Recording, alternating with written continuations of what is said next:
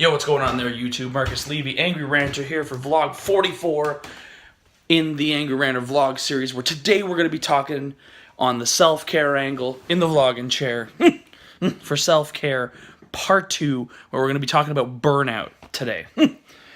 So yesterday I gave some hopefully good tips on self-care, but today I'm looking to give some good sort of tips for how to notice when burnout is occurring, talking about, well, what exactly is burnout, and sort of talking about maybe how to avoid this from happening, as well as what to do if it does happen. So let's start from the top. What is burnout?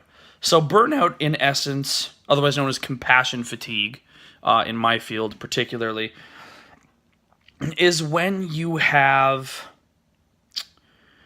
worked your mind to the bone. It's a lot different from being tired. So, like, we could work, say, 6 days in a row and be really tired and exhausted, but might not be burnt out. Being burnt out means your mind has been exhausted. And often, and it often involves an extensive amount of, it involves an extensive amount of, like what I was saying yesterday, dealing with taking on a lot going on in your own personal life and a lot going on elsewhere. So it's kind of a sensory overload deal. And with that happening, your mind just gets overworked, and then just poof, it's kind of like it gets extinguished, like it's burnt out, right? Like the candle is burnt out in your mind. And I've experienced it myself before working in the field. I've yet to experience it in the field.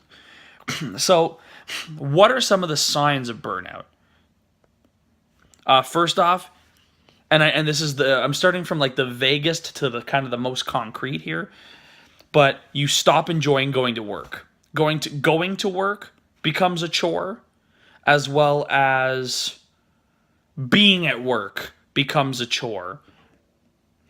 The second one is, even on your off time, you find yourself thinking mostly or only about work and never being able to push through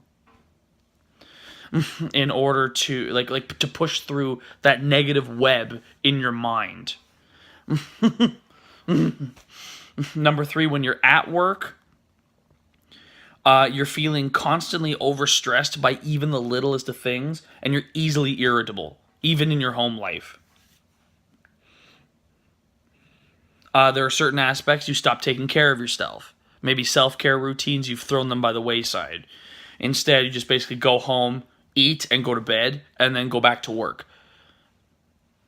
Both your physical life and your mental life tend to revolve around work, with no break. And you find yourself being more overly emotional and getting upset and a lot of things. You forego hanging out with people because you're worried it's going to stress you out too much for work tomorrow. You know? Happens a lot in human services jobs, but as I said, I had it happen to me once before human services, where I got burnt out. Actually, I think it happened twice. Burnout also takes a little bit more time to recover from. So what can you do to prevent burnout from happening? And what can you do if you're already, unfortunately, there? Well, first off, if you're already there, what you need to do is take a few minutes to yourself and try to start thinking, why am I feeling this way? And once you can peg the answer down, you need to find out what it is that you can do to remedy that. If, let's just say, I'm feeling the burnout because this particular job is overworking me, maybe you need to find another job.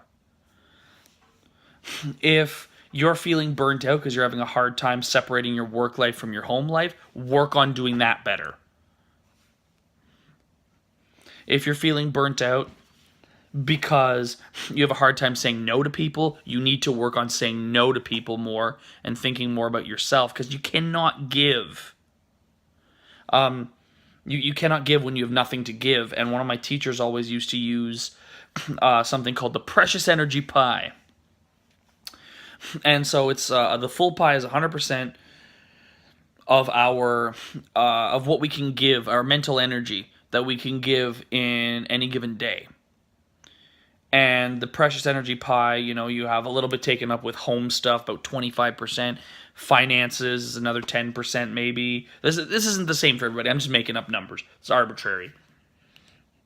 And then work takes up another like 33%, and then you've got drama and all of this that fills up the rest of it.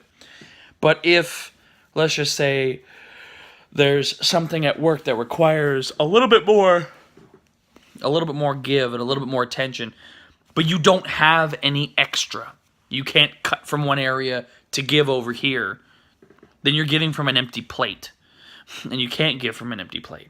Now, what to do to avoid burnout? Self-care is hugely important.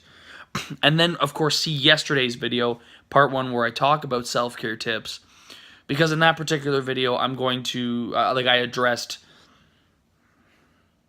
what some of the best tips and tricks are for self-care. And self-care is the most important piece, and realistically, that's the only thing you can do to avoid burnout. Take it slow and easy. Handle only what you know you can. Learn to say no more often to people. Not out of a selfish sense, but like if you've, say, worked, 6 days in a row, and you could use at least 1 day off, and somebody has to trade shifts with you to make it 7 in a row before you would have had a day off, or more. And you can't handle that. You need the day off. Don't say yes. Say no. You can't get in trouble for not taking an extra shift. You can get in trouble for not going to work when you're supposed to, but you can't get in trouble for not taking an extra shift.